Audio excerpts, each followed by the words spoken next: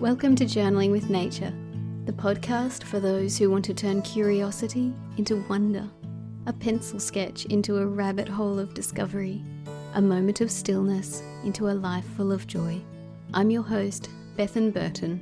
Let's open the pages of our nature journals and explore this world together. Hello, this is episode 100. I'm so happy and excited to reach this milestone. Thank you for being here and for being part of it. Something a little different is happening for this particular episode.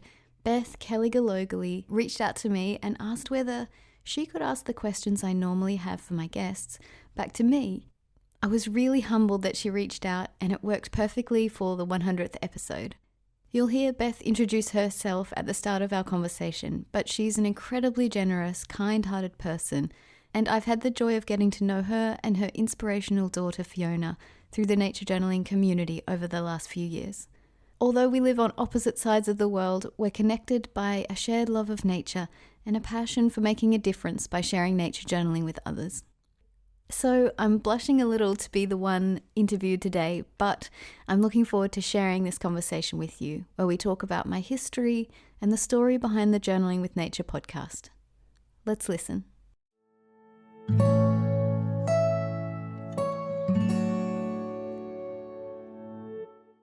Hello, everyone. I am Beth Kelley Gillogly, and I'm the founding director of the Wild Wonder Nature Journaling Conference and a longtime member of the Nature Journal Club. And it is my joy and pleasure today to interview Bethan Burton. I'm turning the mic around to her because she has been so generously sharing these beautiful, moving, inspiring, amazing interviews.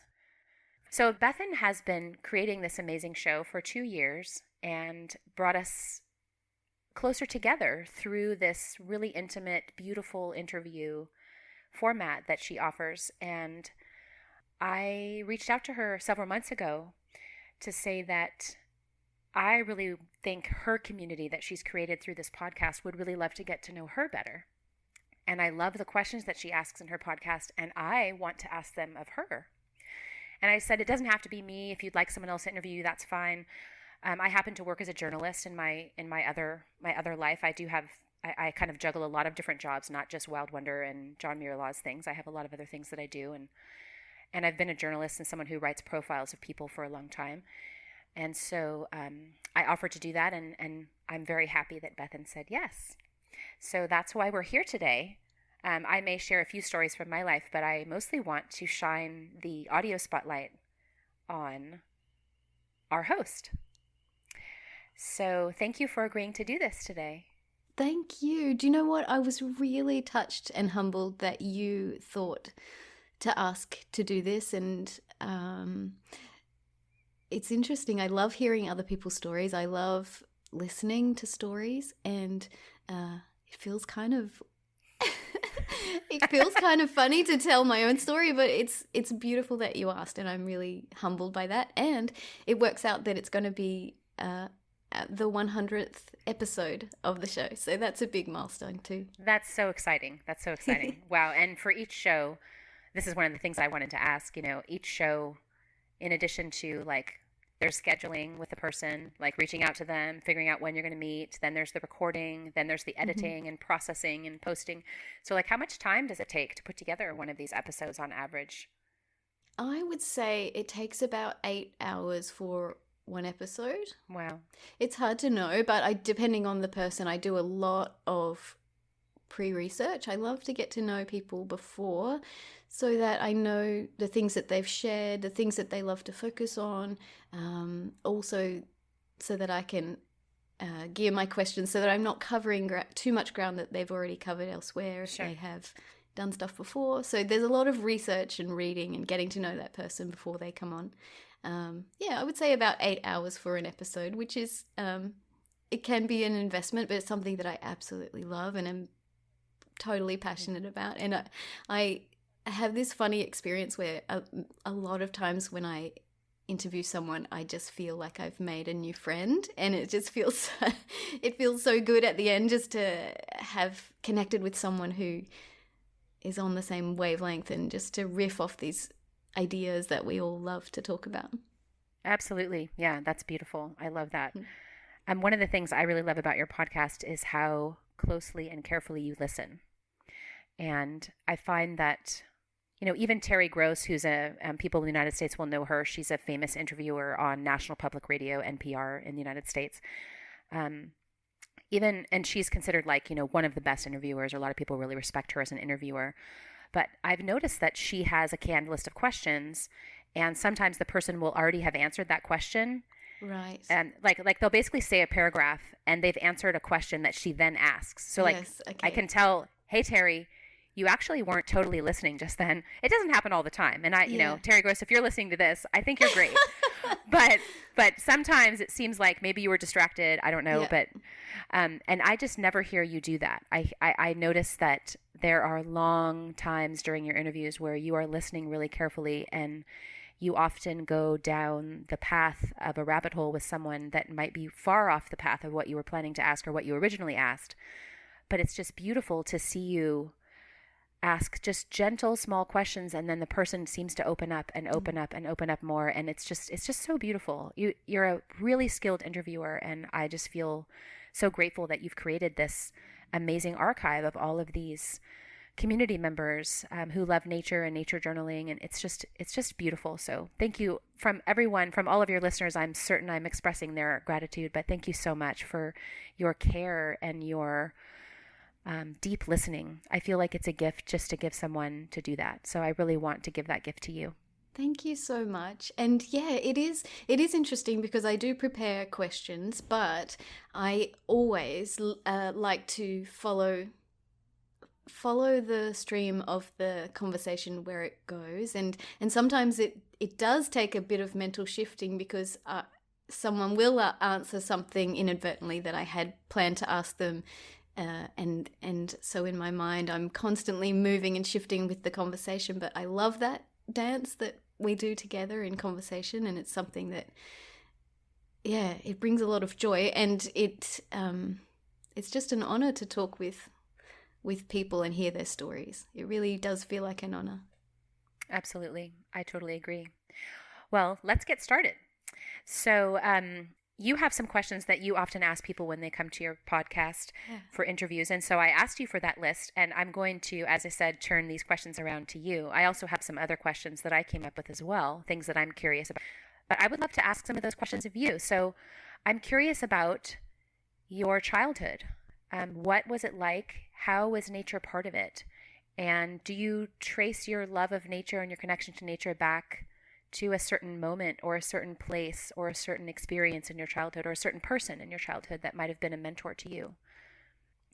Yeah, I love this question, and I ask it every time I speak with someone. And I don't know why I'm drawn to this question in my interviews, but I just think childhood experiences can set a foundation. And for me, I grew up with a suburban experience, and we had a big backyard.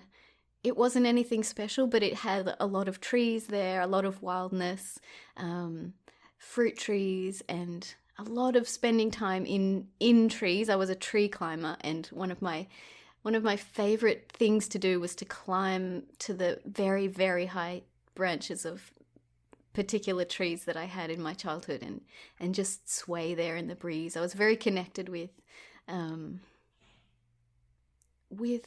something bigger than myself, and I found that in nature. I went to a school, an alternative school, where we had a lot of land, a lot of freedom, and a lot of nature in our days. And I used to spend a lot of my school day in a tree. What a gift. What a gift. That's so great.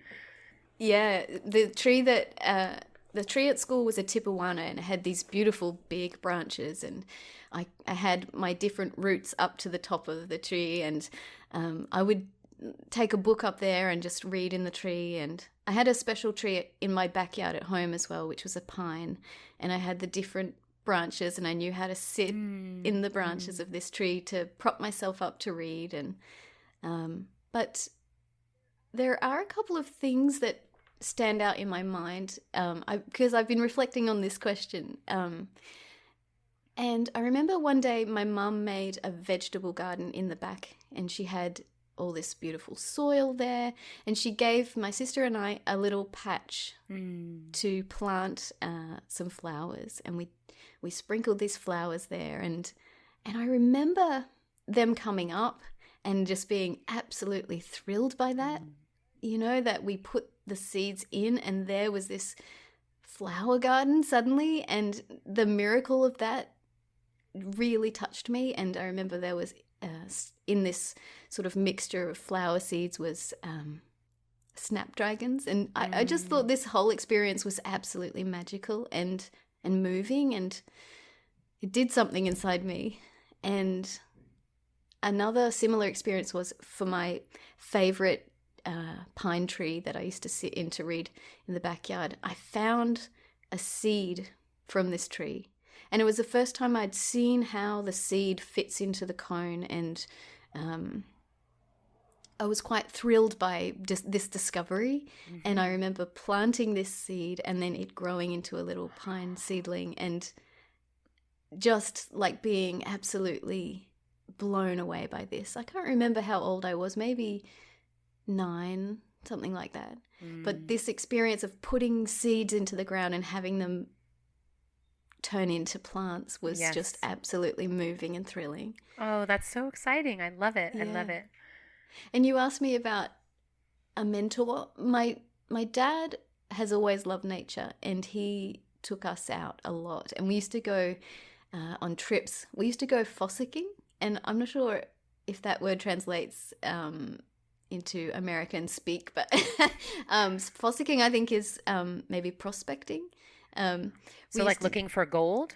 Yeah, looking for precious stones. And we used to go stones, okay. Yeah, we had like sieves, and we would go out and, you know, wade in rivers and look for stones. And my dad had a tumbling machine where you could sort of shine up stones. And I think my dad was a very special mentor in that way, but without ever having said anything about it. You know, he just he loved to be outdoors. He loved to take us out in a canoe, and so I think he influenced me in a very quiet way. You know, I think I have some of his traits in that things don't have to be loud, but they can be powerful. And I think he did that for me. If I was to pinpoint someone who was a mentor, I would say it was my dad. And you talked about, was there a moment? And I have one really special moment that stood out for me in childhood and nature, which was that I was wandering near my school, and I sat down. I remember it so clearly, and it was one of those moments that I'll never forget. I sat down underneath these pine trees, and there was afternoon light coming down. There was the scent. It was a very sensory experience. There was the scent of the pine needles and the warmth of the afternoon sun, and I just had this immediate and powerful, overwhelming experience of understanding that I was part of this bigger thing, part of this web of life, and there was nothing I needed to say or do in that moment. I just understood something really profoundly, and that stuck with me. And those moments in nature are, you know, some of life's most amazing moments, I think. And I experienced that when I was little, and that stuck with me. Absolutely. Wow. Do you remember how old you were when that happened? I was in primary school. It was probably around the same age, so maybe 9 or 10. Beautiful. I also love to garden and planting seeds, although I didn't come to it until I was an adult. My mom did have a garden, but I wasn't really that involved in it. I had 4 brothers, and there was a lot of roughhousing in my house. So, yeah. But anyway, I love gardening now, and I have a big garden and grow all of my plants from seed, and that joy when you plant, I mean, the little tomato speck, and then when it comes up and goes boop with its first 2 leaves, Fiona just laughs at me because like even that curl, like you can kind of part the dirt and you can start to see this little white curl, like this.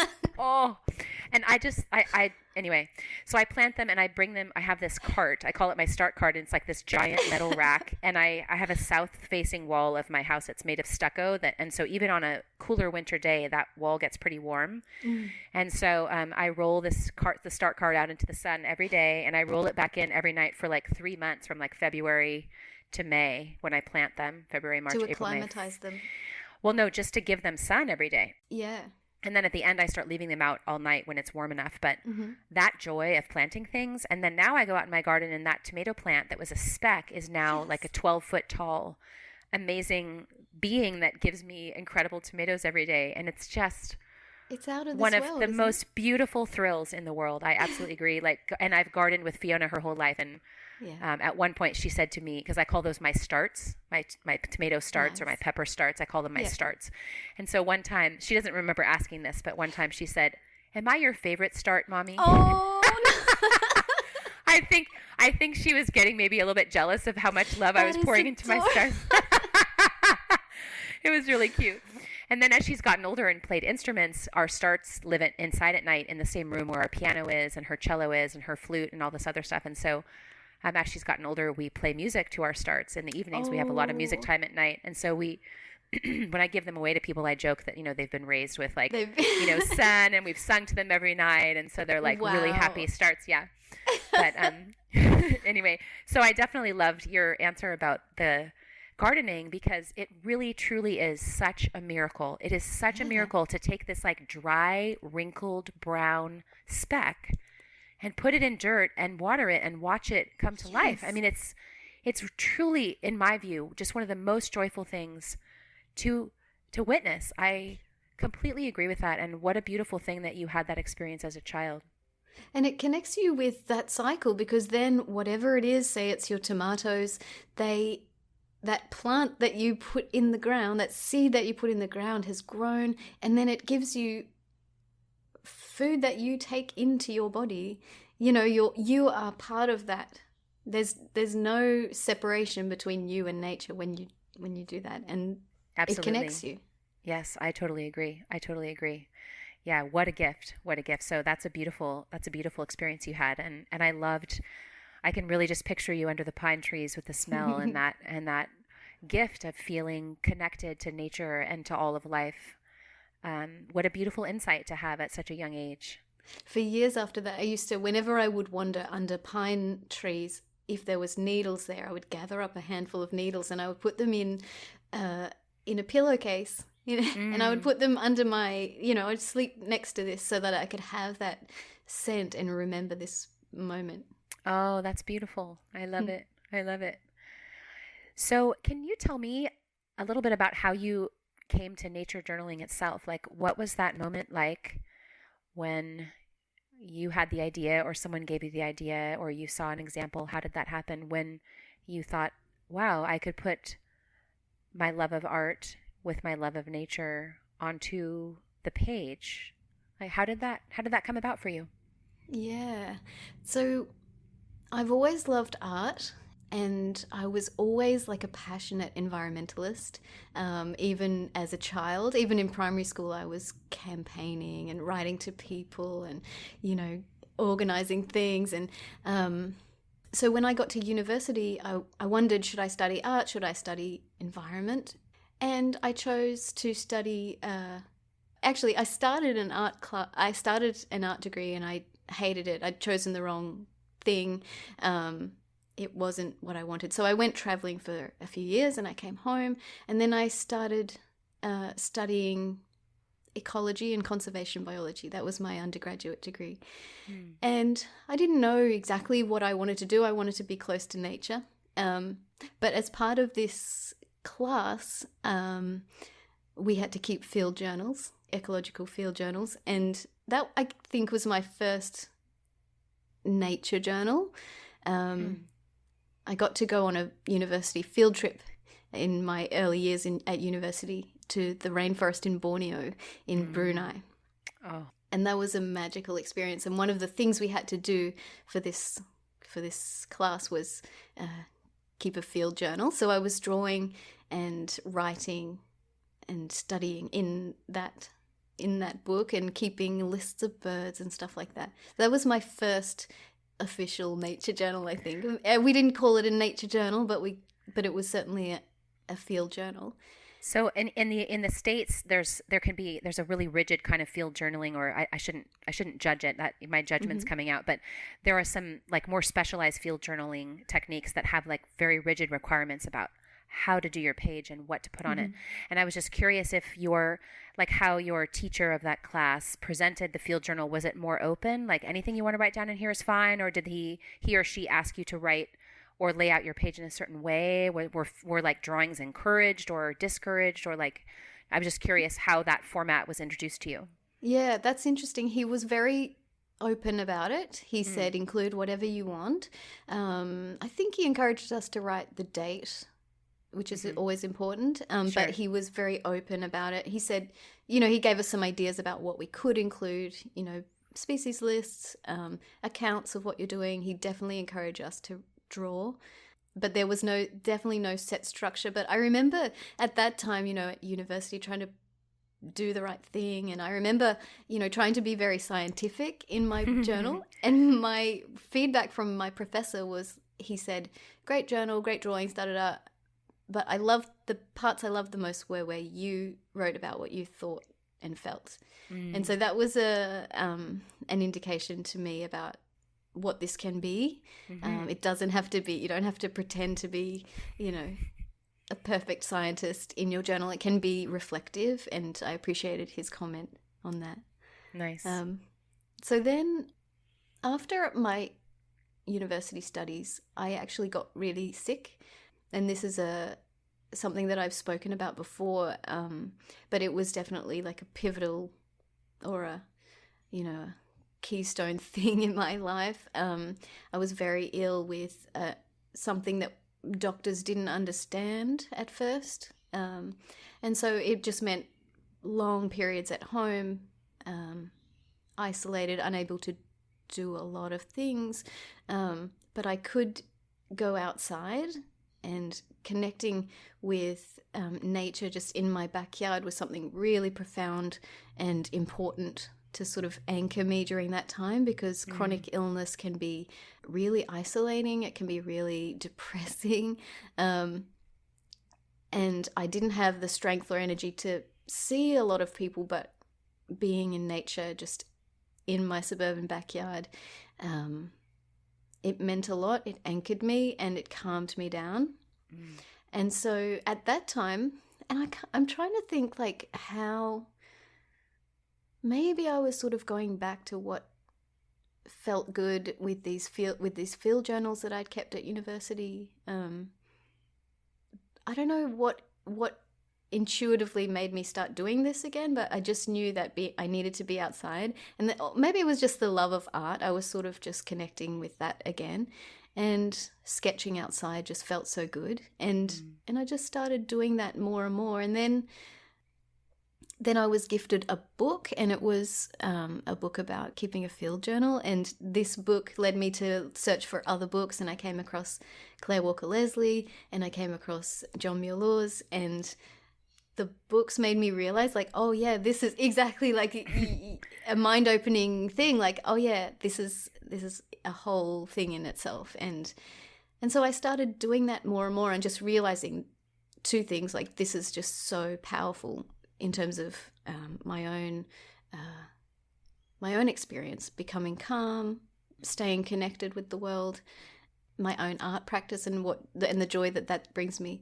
And then secondly, that this is something that maybe I could do for myself, but also share with others. And I started putting my pages out online, and I had no real expectations. And then again, this mind-blowing experience of like realizing there's this whole community out there, and we were finding each other, and that led to starting to give nature journaling workshops, and it all grew from there. So it really, my first journal was kept at university, but the first journal that I kept just for myself it came through this period of struggle, but it really lifted me from that, or it just gave me so much solace. as Claire Walker Leslie talks about, finding solace in nature, and it really was that for me. That's so beautiful. Wow. I really connect with that idea of solace in nature because I have, especially in this wonderful COVID journey that we've been on, we feel really blessed to live near area that we can get outside and be in nature. And I never have felt so grateful to have nature in my life as I have the last few years, although I really feel like I've been savoring it for a long time, before that. But I really hear that powerful solace and healing and calm and groundedness that being in nature can give us. And I'm really glad that you were able to find that in that dark time for yourself. How long ago was that you were ill and that happened? I had this illness for a good decade before I understood it. Gosh, wow. I sort of came to doing nature journaling a lot 10 years ago. And so it was 10 years before that I was at uni. So I kept my first nature journal 20 years ago, but my personal practice is about 10 years old. Wow. Yeah. Wow. Okay. So you often ask this question, which is one of my favorites that you ask, do you journal from the head or from the heart? And I see in your posts and your shares that you do with journaling with your son and the way you talk about nature, it feels very heart-centered to me. But I know you also, use your intellect as well. But I would love to hear you talk more about that. Yeah, I don't even know why I started asking that, but maybe because for me the heart is where it's at. And I would say in answer to that question, it's all heart. Even when it's head, it's heart. So sometimes, I do get into like these natural history questions and whatever it is. But even when it is that, even when I'm diving into something with the brain, it is with the intention to connect. And for me, it's all about connection, and connection is through the heart. And absolutely, so when I'm, going into some sort of discovery phase in nature and I want to learn something, it's because I want to know about this thing and I want to make a heart connection. So, it's funny. It's funny having these questions asked to me because I don't know why I ask them, but I love the answers that people give, and I love that there's all these different ways of doing it. And I never, of course, I don't ask, do you journal with the head or the heart, with any expectation or any, preference for either of those two. Sure. Of them, both of them are wonderful ways to do it. But for me, I just feel so much when I'm out in nature, and I feel connected, and I feel like wildly in love with the world. And and nature journaling, it helps me feel that. And I don't know what else to say about that, but I feel so much, and it's deepened every time I go out there and every time I sit with. And I really love the way John Muir has articulated this experience when he says that love is sustained, compassionate attention. And I feel that. I feel that with the people in my life, my son, my family. But I absolutely 100% feel that with nature. And so when I sit with a particular blossom or a particular strand of grass, you feel that love and you feel that interaction. And so, for me, it's all about the heart. I could have guessed, but it's beautiful to hear you. It's beautiful to hear you talk about it, and I definitely feel that through your pages and your work. I feel that strong heart connection, and when I say your work, I am including this podcast that you've created and this community or this archive of these beautiful interviews. Your heart and your deep listening, I think, are really a foundational part of this gift that you've created for our community. So I love that. I love that. And just being wildly in love with nature, I sort of picture you like out there, like twirling with your with your eyeballs are like in the sound hearts. of music. yeah, kind of like the sound of music, but like like those cartoons where your eyes turn into hearts, and you're just like, nature. Like I totally see it. I can totally see it, and I I just love it. It's beautiful. It's so beautiful. funny, like, and it's hard to describe because, I'm really passionate about color, and sometimes I go out there and I'll see like a patch of brown leaves that have fallen, and I just cannot even describe how much I am in love with the color of this patch of fallen leaf. And then you try to describe it to someone who's outside the nature journal community, and they just don't know what you're even talking about. But you can hear with these people, you can say, I'm wildly in love with the browns here, and they'll go, oh yeah, that's cool. Yeah. Yeah, that's so cool. So let's talk about color. It's out of my order, but that's okay. I know color is just one of your big loves. I mean, you're wildly in love with nature, but you're also really wildly in love with color. And as people who've seen videos, I'm looking as we're interviewing today, I'm seeing this beautiful things behind you of all your different color charts and things like that. So one of the things that my daughter Fiona does when we're out in nature, and she kind of has started to quiz me because we both have the same palette. She'll say, I'll say, oh, look at that yellow or that pink on this bird or whatever. And she'll say, how would you mix that? And I'm not that good at it because I actually do a lot more writing in my journal because if Jack talks about words, pictures, and numbers are kind of the three languages of nature journaling, for me, I reach for words first. I think most of us have like one of those things that we reach for first. Probably words or pictures or the number, the first two. I think it's rare to have someone come to nature journaling who's a number person, but I'm sure there's one of them out there. But I reach for words first, and I tend to write a lot in my journal, and I do a lot of small sketches, but I don't paint that much in my journal, although I'd like to do it more. But she paints a lot, and so one of the things I notice about when she's in nature, and we discuss it a lot, and when she hangs out with Marley, he also has the same palette, and so the two of them just geek out, and they're like, ooh, I think that's a little bit of Paraline green with some chromox and blah blah, and a little bit of gouache, whatever, and like they're looking at birds and talking about mixing that cool olive green on the back of this mott or whatever, and it's just really fun to hear them like geek out about color in that way. But the way you just were talking about the brown leaves, like, is that happening for you? Which in a way, I guess it's kind of going into the brain of like, ooh, how would I translate that color? Or are you just like, oh my God, this brown, and just like living in that like, I'm so excited about this color. Like, what is that like for you? Like, where does your mind go? How does it fixate on color, and then what happens in your mind and in your heart when that happens? Yeah, I love this question, and I love that Fiona is looking around and saying, ultramarine and da-da-da, and I love that, and I do the same thing. I definitely can look at the sky, and in my mind, I'll think, okay, a little bit of cool blue, a little bit of warm blue will make this perfect, and I think for me, color is definitely a heart thing, and it's definitely a place thing. And so I've thought a lot about this because Australia has some really unique colors, and different parts of this land have different colors as well, and so I'm really connected to the colors of my place. So I live on the east coast, in a small village just outside of Brisbane, and we have long hot summers, so we have a lot of dryness.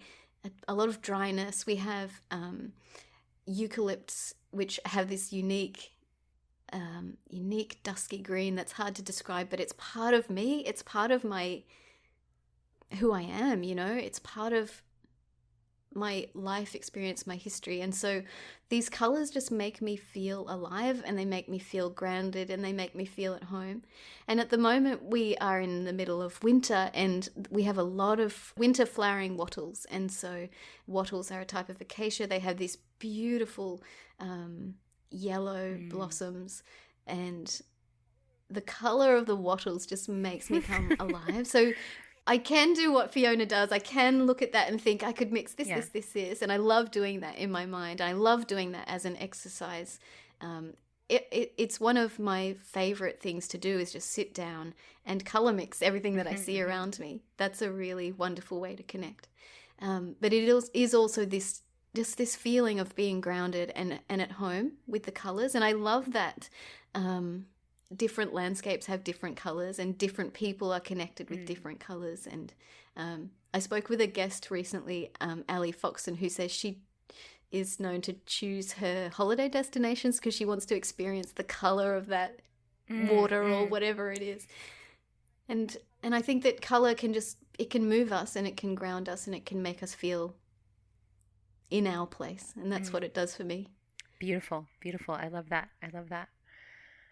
How do you feel your nature journaling has changed over this decade that you've been doing this practice? And how has working with others, the way you described it, you talked about being really alone as an ill person by yourself, nature journaling in your own backyard, and then the joy of finding that community and of meeting other like-minded people who are excited to geek out about that cool brown color you found in the pile of leaves.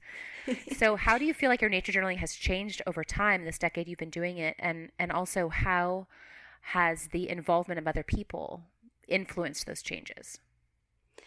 I love this question, Beth, because I have just realized something. You've made me realize something. So when I started, I was alone, and I was doing it just for me. And I used to include a lot of words and reflection. And in fact, I was going through back then a lot of anxiety, and I felt like I needed grounding. I needed safety. I needed to feel something solid. And my nature journal was that for me. And as you know, whoever has experienced anxiety will know that being in the present moment is the safest place. And so I would write my experience, and I would write about what I was seeing around me. And so my pages definitely had sketches. There was a lot of writing. And now you've just made me realize that I was alone. I was trying to connect, and I was trying to be as strongly in the present moment as I could, because that was the safe place during that scary time. And as these connections have been growing, making connections with other people in other places who love the same thing, I think I definitely have been, gathering ideas from other people, and that reflects in my journal. But I think I have more pictures in my journal now, and I wondered if that was an influence of social media, because when you're putting things out there, you can get influenced by what works, and so long passages of personal writing about nature doesn't really translate, and so I think that has been an influence in changing the way I journal. But in speaking to you now, I think that I did need to ground myself in words before in a way that I don't now, because my health is so much better. I live in a community with my whole family. I'm very connected to the Nature Journal community, and I don't feel those things that I was feeling before.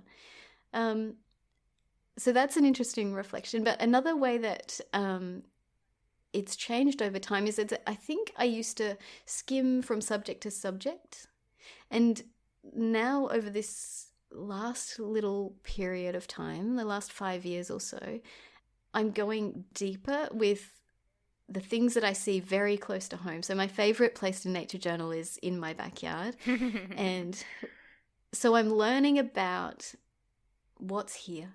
What are the changes that I see, not only from day to day, but from year to year? And so being in one place and journaling in the same place, because in that period before, the decade before, we moved 10 times in 10 years. So it was oh my gosh, a lot of moving.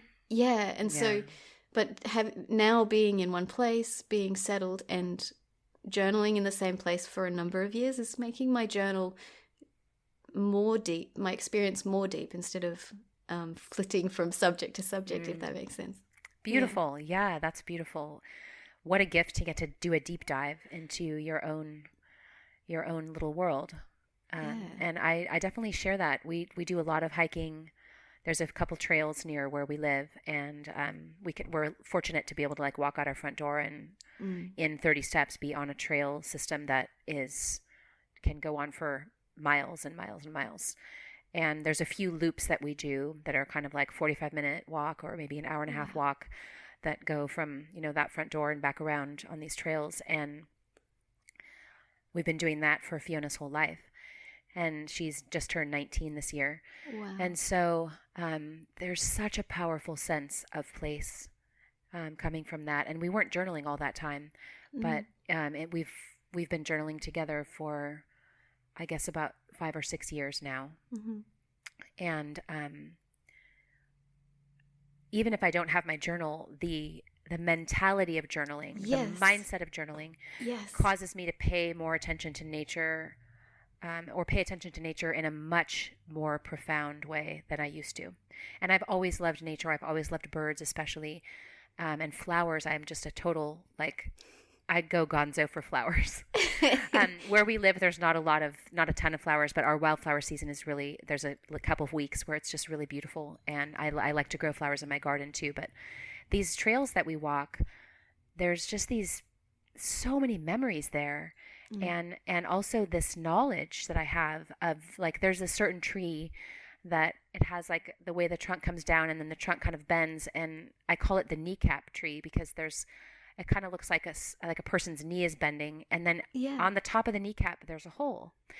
And for the last 5 or 6 or 7 years there's been birds that nest in that hole, and I can't see in the hole. It's too high to see in, but if I sit nearby, far enough away to give them space, if I sit nearby, I can observe. And during the springtime, I can go down and see who's nesting in the kneecap tree this year. Wow. And it's just so beautiful to have that knowledge. And I must have walked past that hole. It's been there a long time. I must have walked past that hole many, many times without ever even noticing it. Yeah. Perhaps before I journaled, I don't know. But now I look at it every time. And I'm like, hi, kneecap hole. And I think of it as a little house where there's been happy bird families raised year after year, And the bird that has been in there recently is a violet green swallow, which is just one of the most beautiful birds we have here. And we don't have, there's not a lot of super colorful birds here as are our regular birds that we see all the time. But that one has just spectacular, this beautiful violet, shimmery violet, and a dark, emerald green and white, and it's a swallow that's just such an acrobatic flyer, and so it's beautiful to get to see them, and they don't really hold still that often, and so they'll fly, and as I'm watching, I see them fly past the kneecap, fly past the kneecap hole, fly past the kneecap hole, and I'm like, come on, I know you're going in there, and they swoop, and I don't know if they're hunting or they're just playing. I don't know. The parents are like, we're going out on a date, we're leaving the kids at home, and they're flying around, and then finally it just goes zoop, and it goes right in the hole. And then I'm like, I watched you go in, I know you're going to come out, and I'm there with my binoculars and just I'm breathing, slowly, just oh, I can't wait to see you come out. And then it just it's just, it's so beautiful. And that's just one of, many, many, many little spots on the trail that have become so close to my heart for that reason of noticing them and paying attention to them. And I've definitely written down in my journal, I've drawn the kneecap tree. I've made notes about who was in it, at certain times. So I really love, and I really hear that depth that you're talking about, of being very grounded in place. And there is a lot of joy in going to a new place and nature journaling a new place, and seeing new birds or new flowers or new trees or new water, at the color of the ocean or whatever that you haven't seen. But there's also such a beautiful power in your own backyard, as you say, or these local trails that for me brings me so much joy. And there's this beauty in that history that I have with that place, that this is the corner where Fiona said that, or this is the spot on the trail where we happened during a spring migration time to see 5 rare warblers that we had never seen before. And that was during COVID, this particular moment. And I walk past that trail spot all the time. And I'm like, I sometimes with Fiona, sometimes by myself. And once I was with her recently, and I was like, this is that spot where we stopped and looked up, and do you remember that? And she's like, oh yeah, I totally remember that. We sat down and we drew them. And that was a particular time during COVID when we're so busy. Like, Fiona's in school and she does theater and she does this other stuff, and I have all these jobs, and we weren't walking every single day. I mean, we were walking some days, but we weren't walking every single day until COVID came. And then she hardly had any school. She had some online school, but we had a lot of free time, and we walked every single day. And we were out more that spring than any other time, any other spring that we'd ever been out. We were walking. And I was thinking to myself, are these birds here every year? And I just am not here to see them? Or is this some special moment? I don't know. But, it's just beautiful to have those memories and that deep knowledge of that place by spending a lot of time with it, by giving it that sustained, compassionate attention that you mentioned Jack talks about. It's such a beautiful concept, and I feel it really strongly with these local trails in my own yard. Yeah. I love that story, that you've got these little memories, especially shared memories with Fiona, and that you've got all these special places that you can visit again and again through the years, and that just makes so much depth. And I also love what you said about, it doesn't matter if you have your journal or not. We've got this special, Marley Pfeiffer talks about this, what would your superpower be if you had a nature journal superpower, but nature journaling itself is almost like a superpower, because you can have this mindset of instantly tuning in, instantly paying attention in a way that maybe you wouldn't have before. Yeah, I mean, there's a lot of people where we live walking these trails for fitness, and I can hear their music, gong, gong, gong, gong, from like far away. And I'm like thinking to myself, like, I feel so glad I don't have any earphones on or whatever. Like I'm there. Yes, I do walk for exercise, because it really helps. I do struggle with anxiety as well. And exercise for me is just critical for that mental health. But I think also being in nature is part of that. So it's exercise, but it's also nature connection. Yes. I'm out there, I'm breathing fresh air, I'm seeing the trees and the grass and the weeds and sometimes the rattlesnakes and whatever, and the flowers and the birds. But it's really refilling me and calming me and giving me so many gifts that I walk out with my eyes like as wide open as they can be, and my ears also as wide open as they can be, because I do a lot of birding by ear. And once I started to learn the birds of my area by ear, my walks became so much more rich, because I think of the birds as my neighbors, my neighbors, my neighbors. I think of them as my neighbors, and I have like 20 or so species that are my neighbors.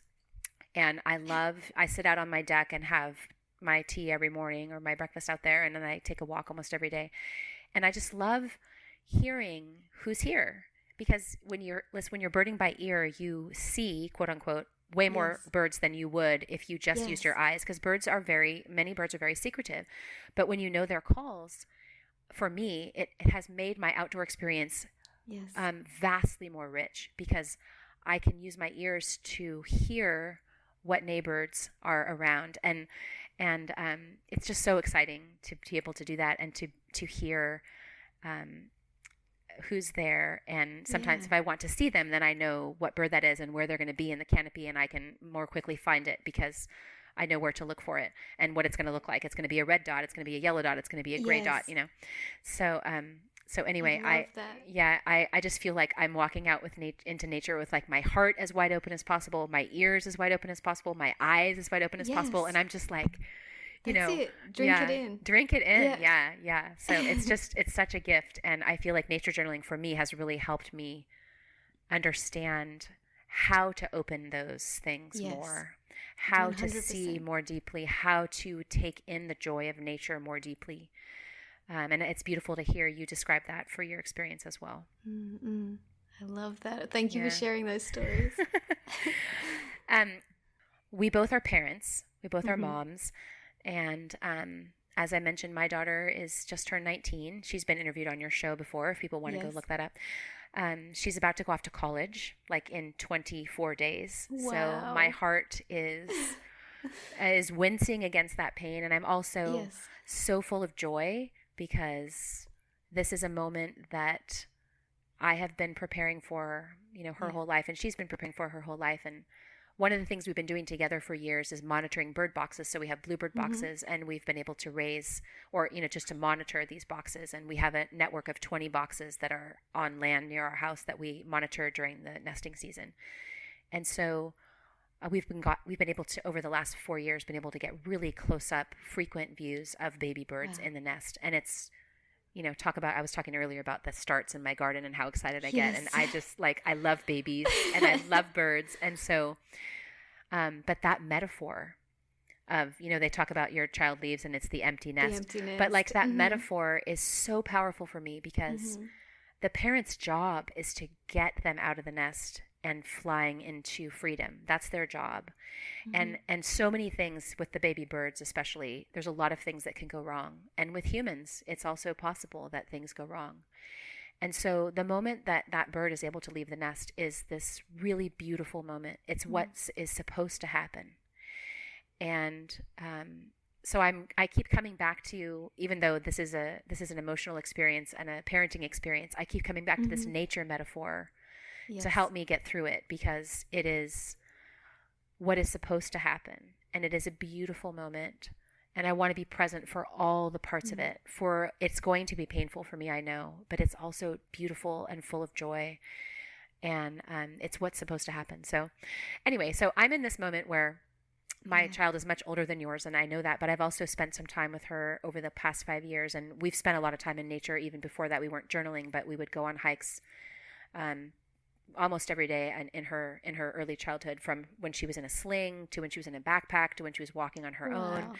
Yeah, and so the first time she ever said her own name, which she called herself Na, N-A, she called herself Na, and the first time she ever said her own name was I was drinking from a hydration tube, and she was in a backpack, and I also had a hydration tube, and I was taking her on a hike, and I would take a drink, and then I would say, first Mommy's turn, then Fiona's turn, and I would give her the hydration tube, and so I was drinking from it, and she said, "Nah," and I was like, "Oh my gosh, you're asking for the hydration tube and you're saying your own name," and that is so cool.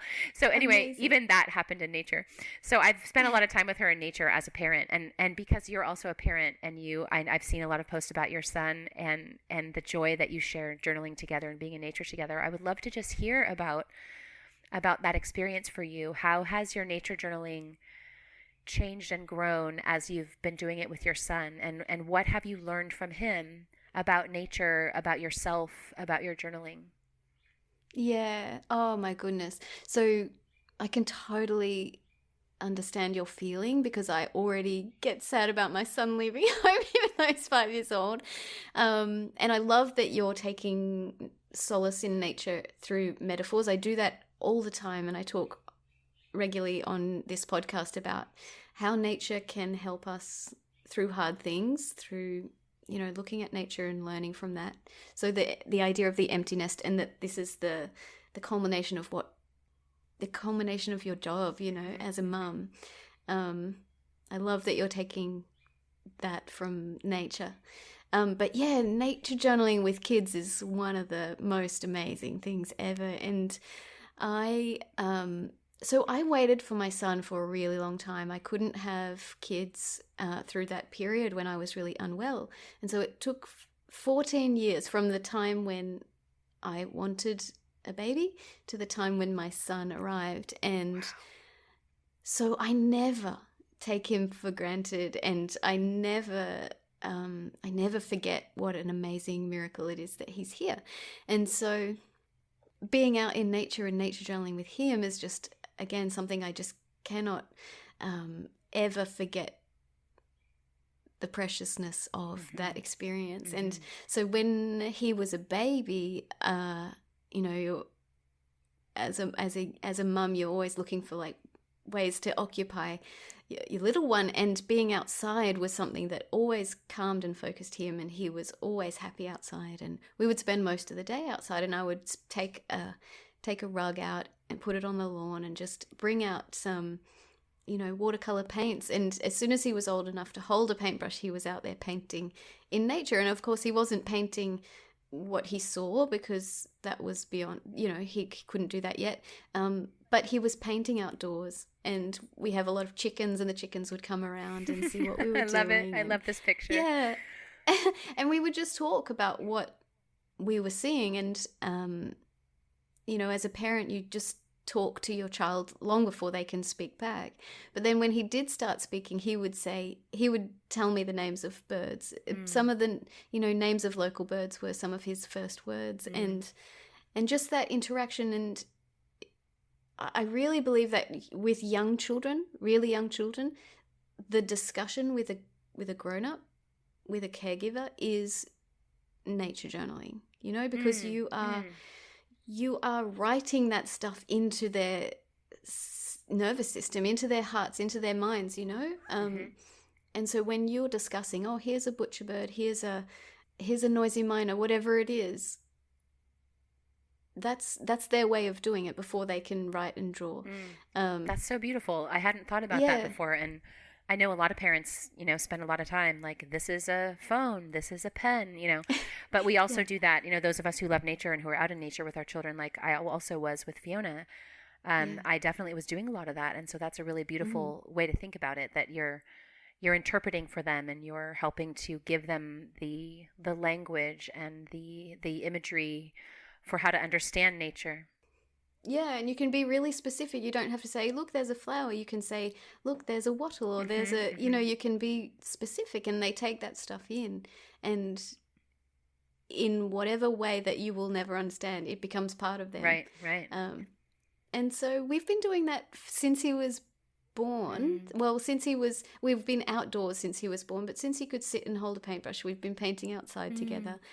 And then as the time went on, he started to be able to represent things in his drawings, and he started to really get in the flow of nature journaling. So I remember he was 2 years old. We'd sit down and he'd say, "What do you notice, Mummy?" Because he knew that this he knew this is the drill that we do when we sit down in nature. We notice things, and so he would ask me preemptively, "What do you notice?" That's and when so he great. said that, I was just like, "Yeah, okay, he's got it down." So he is your teacher. He's your little Buddha. Yeah, that's so great. Absolutely. And just watching his curiosity and watching him, get excited about things. As a parent or a caregiver to a young child, they remind you just how wondrous the world is. In case you've forgotten, you just look through their eyes. Yes. Yeah. Yes. Did you find that with Fiona as she was growing up? Absolutely. Yeah. I think many, many times she would be just so excited about something, and it's contagious. It's contagious to feel that excitement, and I very much understand that experience of being out with her. And I'm trying to think of a specific example of, seeing a hawk land, or, looking at a wildflower, or there's a certain monkey flower we have that if you tickle the inside of it something, I forget what it is. I'm not a botanist, but there's like a spot you touch, and then it opens or closes a certain part of the flower. Oh, wow. And so you actually can, it's I guess it's a pollination thing. Like you touch it there and then it closes or opens. I can't remember, but anyway, she learned about this and was doing that. And I was, both of us were just way down close to this flower. It's like a really small flower, like less than like a centimeter, 1.5 centimeters or something like that.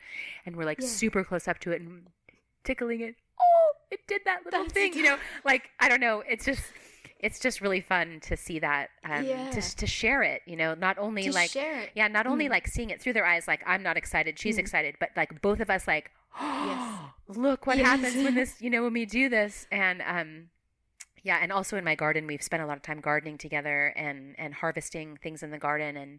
And when Fiona was younger, she would have her own garden patch that she was responsible for, and she would choose what to plant in it. And then I have this picture of her. She's probably like 8 or 9 years old, and she is just being, and she's holding this armful of kale and this bunch of carrots that she harvested from her own garden. And she was just so thrilled, and she planted those things from seed, and it's just like, So I definitely understand that joy in sharing nature together. Whether you're journaling or not, but journaling itself together has also been a huge gift for us as well. So I love that you have that practice of going outside so often. Yeah, and one moment that really stands out, I've told this story before, but I'll tell it again because it's so sweet. We were sitting on the lawn, and he was just looking at the lawn, and he said, with just complete awe, he took a breath in and he said, "Mummy, I never knew that grass could be so beautiful." And I just melted me like, yes, you're absolutely right. Something so simple like that he can see it for the beauty that it is. And I don't, with kids, you want to share a passion with them. And sometimes now he's gotten older, he says, "Nah, I don't want to do that. I don't want to nature journal with you." Or if he really wants to, like, if he wants to hurt me, he says, "I hate nature. I'm never going out." And he knows. He knows where your big red button is, and exactly. and that's the one to press to really make mommy mad. Yeah. No, I never get mad, of course, but he knows. Well, he knows what I love. Yeah, he knows what you love. Yeah, and so as he grows older, he will do his own thing and sure. and focus where he wants to focus. But I feel and I hope that there's the seeds of doing this together are inside him and will come out in later life in whatever way. Yeah, it's been so special. And he still I say that, but he still does say, "Let's go nature journaling." He's got his own backpack with his gear in it. That's great. And we sit together, and it is one of the most amazing joys to share that together. Yeah. Beautiful.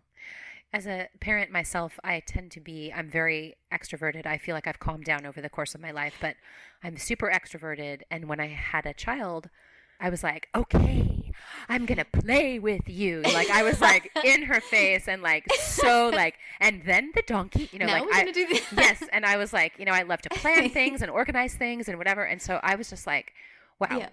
And so I think I was like really like so on and like in her face at first when she was younger.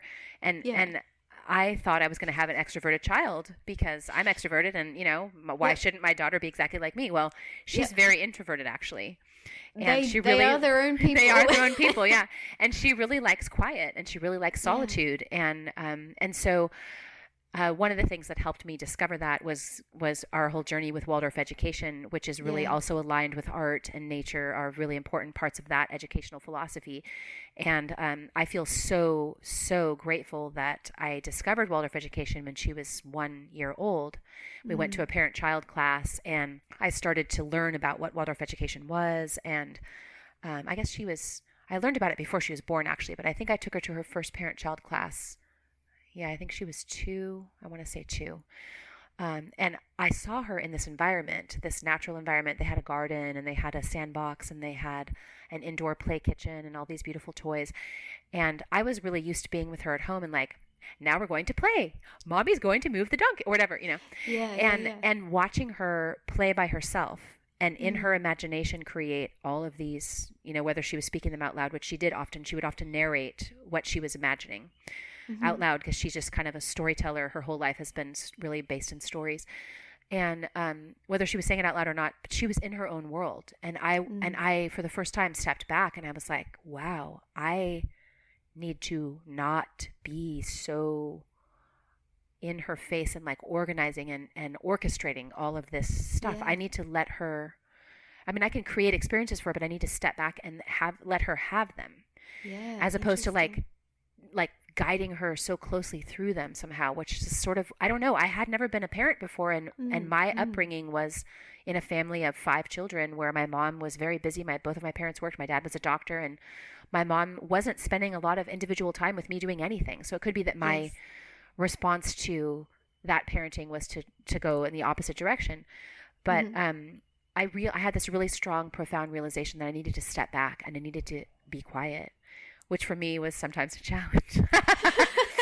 but nature journaling was another moment of that for me when we began nature journaling together. Fiona was 13 when she got her first nature journal. And what I noticed was that she would drop in this very powerful flow state that was very quiet, that was not interactive. Yes. And that I felt almost like my job on these hikes, we'd be on a public trail and she would find some nature discovery that she wanted to document and explore. And she would sit down, slightly off the trail. I often would have our dog as I take our dog on our walks, and I might have my journal or I might not. And I usually finish journaling long before she does. But I started to see my job or something I could do was to actually protect her solitude, to shelter her from the neighbor that was walking down the trail and might want to talk to her. And she didn't want to be interrupted. And so I would stay back a bit and kind of, deflect those people that were, she's working in her nature journal, and like, kind of try to keep them from, not in a super, overt way, but I sort of began to understand that one of my jobs as her mom was to guard her solitude. Yeah. And that's an amazingly powerful realization. And to help her have that flow state for as long as she wanted. And to come out of it when she was ready, instead of coming out of it when she was, kind of pulled out of it. Pulled out of it in a way that was upsetting or surprising, to drop into that moment and just spend as much time as she wants exploring this flower or this bird or this lichen or whatever. So for me, that has been a really powerful learning experience as a parent, that nature journaling, I feel like, has taught me. It feels like it was another level of what I experienced when she was younger, of I need to let her play on her own. And yes, we will play together, and we spent lots of happy hours doing that. But there was also a lot of beauty in my realization that she could do that on her own. And she was having her own experiences, her own imagination that I could never have created for her. And that was such a gift for her to build those imaginative skills. And then later seeing, the gift of a flow state, the gift of that dropping in and being silent and just going deep into this nature journaling experience. I saw how important that was for her. I saw how powerful it was for her. And I realized I wanted to back up and try to support that with silence and with space in a way that was kind of surprising to me at first. I was like, and I had that realization, and then it became more and more kind of the dynamic that we have when we're journaling together, is we might discover something together, but we sit apart often, and we both drop in, and then we might explore it a little bit together, but we also leave space for each other to just be quiet and be with our own thoughts and our own drawings and our own experience with that phenomenon. So that's been something that has been an interesting surprise for me as a parent that's nature journaling together. Yeah, and our kids teach us these things, don't they? And that's not something you knew going in, and yet you've uncovered that along the journey. I love that. For sure. So we talked a little bit about being a parent and being a nature journaler. I'm wondering how it has affected your nature journaling to do it with your child. Have you seen influences, like you might have less time, for instance, because he might, because you have a younger child than I do, he might get more distracted more easily, for instance. So that's one influence that I'm imagining could be true. But I'm wondering what other influences you might have seen or that you could notice that have come about through the fact that you're doing it together, that you're out looking at the same thing or talking about it together. Do you write different things down in your journal? Do you notice different things? Do you journal differently when you're doing it with your son as opposed to when you're doing it on your own? Yeah, that is so interesting to reflect on. Well, firstly, you're absolutely right. You've got a certain window and it's not always that big. And so there's a lot more juggling. There's a lot less time in you're thinking of more than one thing. When I'm journaling alone, I can drop into a really deep place, like a flow state, like you were talking about. And with a child, you're more focused on them, of course, and always looking around like, okay, when he gets bored with that, what are we going to do next? And and here comes a dog running down the trail. I think I might want to pick him up. Right, exactly. Right. Yeah. Well, so I live in community with my whole family, and including my nieces and nephew, and my nephew is 10, and he loves to hang out with us too when we're nature journaling. And he doesn't do it with us, but he sort of, just this process of being together out in nature, initiated a game, and we call it, I can't remember now, I think we call it Search. I remember you posted about that. Yeah. Yeah. That's so fun. So I say, I say 3, 2, 1, search, and the boys run off and they go and find something cool in nature and they bring it back, and then I will quickly nature journal it. So I guess it's influenced me because I've become a speed nature journaler in that case. And then they get restless and they want to do another search. So I say 3, 2, 1, search, and they go off and they bring something back. So that's one thing. And another thing that I've noticed is that he's very perfectionist. He's only 5, but he's from the beginning been really perfectionistic. Oh. And that's been a real struggle because he looks at my journal and he looks at his and he criticizes internally his own journal. Mm-hmm. And so he loves it when I, what he calls, goes outside the lines. You know, if I'm messy in my journal, he loves it. Okay. And so he's really teaching me to let go and be playful and silly and less tied to making something really representative, and not trying to, and sometimes I will deliberately go outside the lines so that because he searches my page and he'll say, yes, there, you did it there and there. So it's made me feel less attached to perfectionism, which is something we all need to get rid of. It's not helpful in any situation. No, I think. Amen, 100%. Yep. Yeah.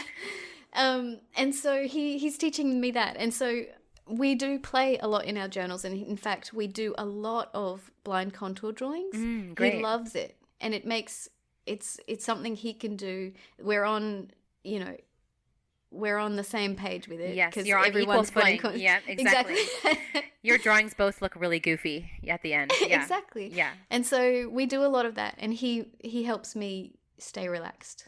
So I would say that's a big way that he's influenced me. Beautiful. And I want him to feel comfortable, and I want him to feel comfortable about his drawings. And so we've sort of been navigating that together, and he will often get upset. Sometimes he actually gets upset about not being able to do what he wants to do, skill-wise. And so he'll ask me, like, how did you do that? And I say, well, I've been doing it for years, long before you were born. Right.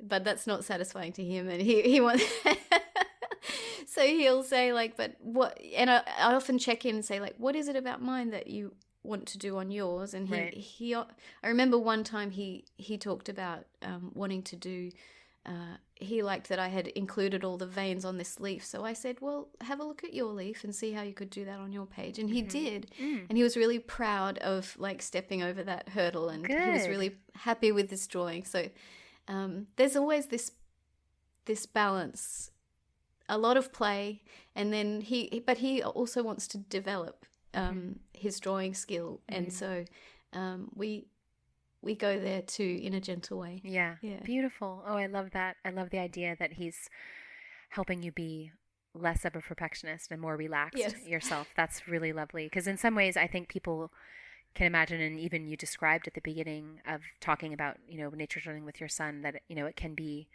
you didn't use the word stress, but it can be a lot, because you're thinking of your journal and the weather and he starts painting himself every time. Yeah. Oh, that's great.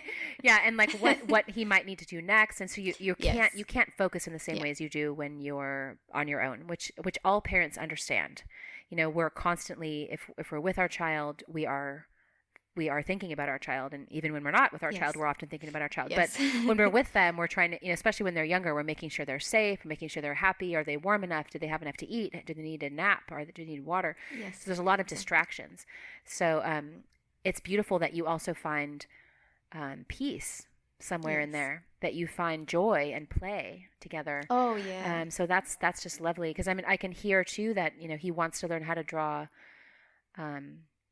better. I'm using my air quotes. He wants to learn how to increase his pencil miles. Yes. And that's the growth mindset is a difficult concept to teach to a 5-year-old, because they, like many of us, they want something right now. Yes. And it's hard to not just be able to say, I want to draw that bird, and now I'm going to draw that bird or that leaf or whatever it is. So it's a really good reminder. I know with Fiona, she also struggles with that.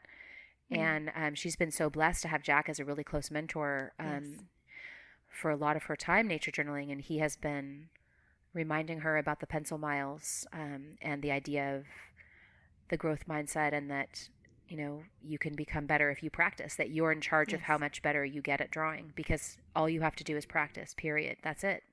And if you want to get better, you just need to put in the time. And he was kind enough to, early when we first met him, he actually showed Fiona some of his own journals from when he was in high school, which is when he started journaling more seriously. And, he got out these journals from when I think he was like 15 or 16, and she was 13 at the time. And he was showing her some drawings that he had done and some of his work. And it's, it doesn't look like his work looks now, Yes. You can see that he started somewhere else, and he has improved incredibly. He's a very skilled artist now, but he has been doing it for 35 years or however many, 30 plus years. And that's a lot of time to be practicing drawing. And I think that was really powerful for Fiona to see that. And I know your son is too young at this point to see that, but it would be really beautiful when he's old enough to understand this idea of growth mindset and practice, to show him some of your first journals, and show him some of your later journals, and talk about, this is what happens when you practice. I didn't just start drawing and this is how I was. It's not a gift. This is something I've practiced, and I wanted to get better at it, so I'm practicing. Just like I want to learn how to play the piano, or I want to learn how to speak Russian, or whatever it is. Yeah, isn't it funny? We have this concept that you have an art talent. I hate this word. Yes. You have talent or you don't. Yeah. Which is completely crazy, because in all other areas, like you say, if you're learning Russian, if you're learning the violin, right, of course you start at the beginning, but people expect to you start at the beginning. Right to the end. Yeah, it's so true. And I think Jack and I have talked about this a lot. And our speaker last year at Wild Wonder, Jo Bowler, is a mathematician, and she thinks that the fixed mindset exists most strongly in math. You're a math person or you're not, which she flatly denies. And her research, backs it up. And then she thinks that art is probably the second most, the second highest ranking place where people have this fixed mindset idea. Well, I'm not an artistic person. But you're so right. Like, if we just said, well, I'm not a Russian person. I'm not a person who can ever speak Russian, or I'm not a violin person or whatever. Yeah. No, we don't say that I'm not a ukulele person, like, we don't really say that. We see people starting, and typically it's when you're a child, you start these things, and then you practice and practice and you get better. And there are some people who spend many more hours doing it than others, and they get to be really, really, really good at it. And they may be born with some capacity. Perhaps they have a slightly, some kind of physiological advantage for violin, or whatever it is that gives them, or they have a certain focus, or they're homeschooled, or they have a supportive parent, or whatever. But there's all kinds of factors that can influence that. But you're so right. We do tend to say, or many of us hope, it's a blessing that in this community, that idea of talent is going out of fashion. But I saw a post on the Nature Journal Club recently where I forget the person's name. It was a brand new member, their first post, and they said something like this: well, this is my first post, and I see a lot of things I want to change, but I can't improve if I don't start. Those were the exact words of the. I'm summarizing the beginning of the post, but the last line I memorized, because I'm like, that. And I even commented, I'm like, this is a great motto. I can't improve if I don't start. And I just thought, wow. I mean, Jack has said a similar idea in other ways, but I just love that idea. That's powerful. Yeah, it's really powerful. Like, people say, oh, I really want to start nature journaling, but I really want to be really good at it the second I start it, and that's not going to happen. And that's okay. But if you want to improve, you first have to start, and then you have to do it again, and then you have to do it again. So I think it's been fun for me as a parent to see Fiona's been seriously nature journaling for, I think, since she was 13, and she's just turned 19, and we just got back from a trip where she filled a whole journal, an 80-page journal, on like a 12-day trip. She just was drawing and drawing and drawing and drawing and drawing. And so I've seen a lot of change in her journal over that time. And we look back on her very first journal pages and what they looked like, and the sorts of observations that she made, and the sorts of drawings she did, was really powerful and profound. And I love thinking also about, just as a parent, just to mention another thing that's come up for me as a parent, is how powerful the nature journaling practice has been in the rest of her life. Like, I see the influence of her nature journaling, the skills that she's developed in nature journaling, serving her so powerfully in the rest of her academic work in school. Throughout her high school, which was very rigorous high school, especially in her biology classes, where she was doing a lot of similar work, to doing very detailed drawings and laboratory experiments where she's asking questions, and I just really feel like that work she did in her nature journal, which was completely not academic, it was not for a school project, it was totally personal, had such powerful carryovers to the rest of her life in such a, I was surprised. I guess I mean, if you're surprised, then that means you were expecting something, I guess, and then it didn't happen. So I'm curious about that, because I didn't realize what a powerful practice it is in terms of its benefits, or its, I don't know if the word benefit is what I want to use, but the impact that it can have on the rest of your life. I mean, on the rest of your life from a mental health perspective and all of that, but in the academic world, as a parent of a child going to school, I just have seen many powerful benefits of nature journaling, and how they've enhanced her capacity to think and articulate herself in words and pictures. And the value that that's had in her academic realm, I think, has been really, really beautiful to see. That's a wonderful insight. So it's something you can, it's something you can look forward to as your son continues to nature journal and, in school. Yeah, it's been something that I've just loved seeing that. And not that you think your child's wasting their time nature journaling. Absolutely not. It's beautiful. But it's also just fun for me to see that it has had all these other benefits and these other ramifications in her life. So nice. That's really nice insight. Yeah. So I would love to hear just a little bit about this podcast itself. I'd love to hear what inspired you to start this podcast. And then I would love to know some other things, like what you hope listeners receive from this podcast, what you yourself feel like you've received from this experience. So if you could talk a little bit about that, that would be great. I know your listeners would love to hear the genesis of this beautiful gift. Thank you, Beth. So the idea for the podcast started in response to the blog that I curated for the first International Nature Journaling Week. So we started to ask different journalists from all around the world if they wanted to write a blog about their experience. And Fiona wrote a beautiful blog about her experience. And we had this collection of stories from all different people, from all different places.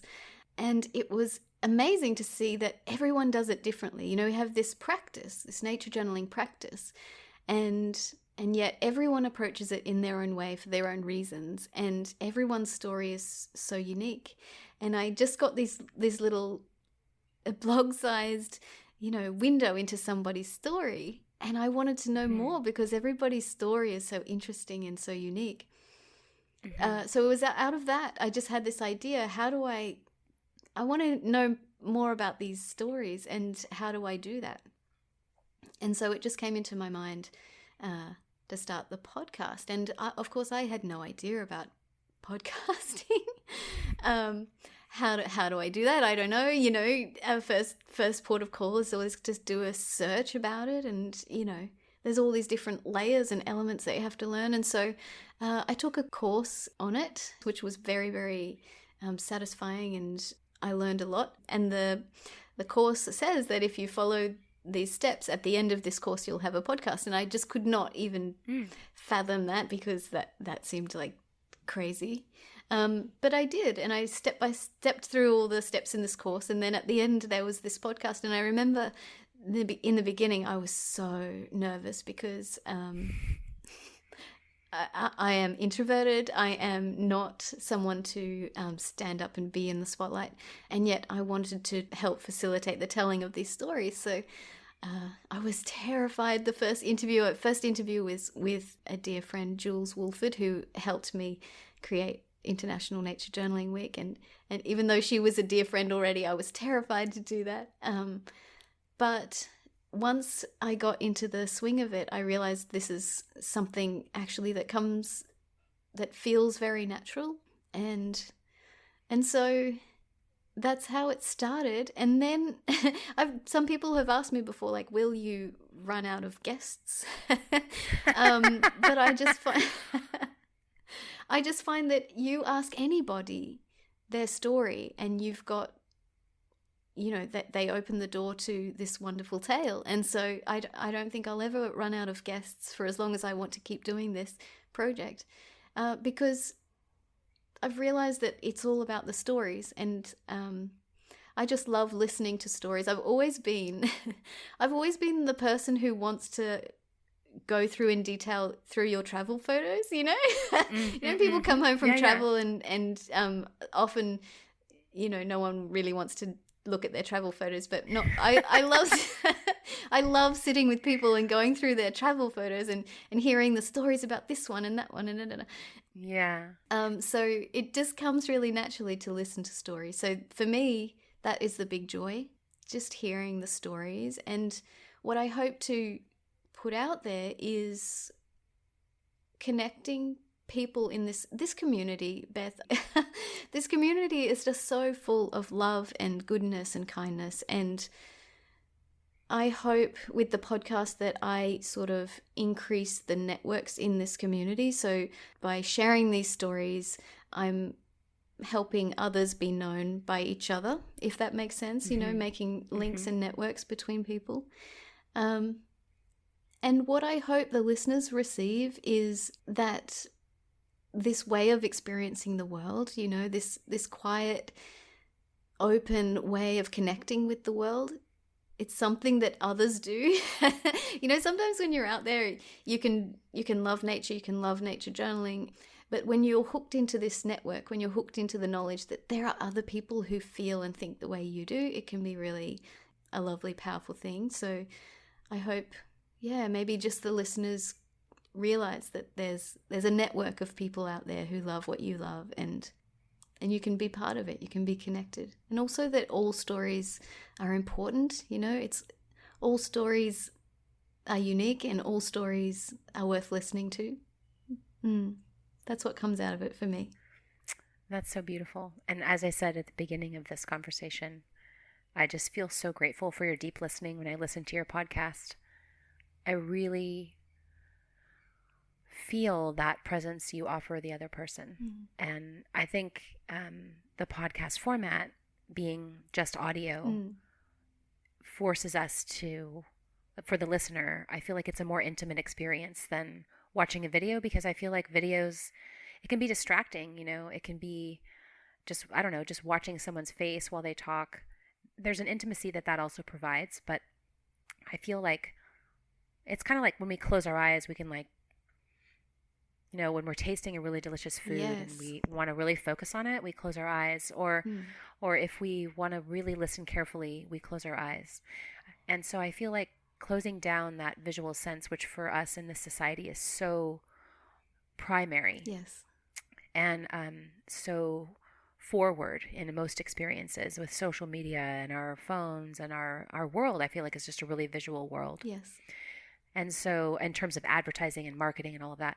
So I feel like this podcast format allows us to close our eyes, if you want, and just listen really deeply. And I hear and feel you doing that during the podcast. And it's such a gift to listen to someone. Truly listen to them. It's really a gift. And I feel so grateful for all of these shows that you've created where you're truly giving that person that gift, and you give us the experience of getting to listen to their story also really deeply. And I just really want to thank you for that. Oh, thank you, Beth. And thank you for being intuitive and in touch with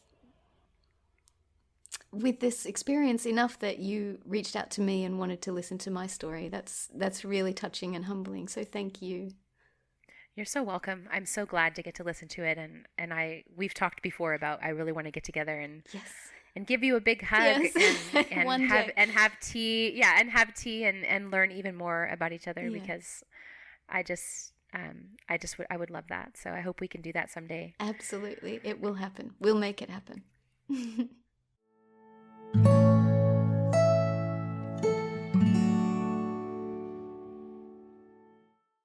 hope you enjoyed this conversation. I found so much joy in this exchange of stories with Beth, learning more about her at the same time as sharing my own story.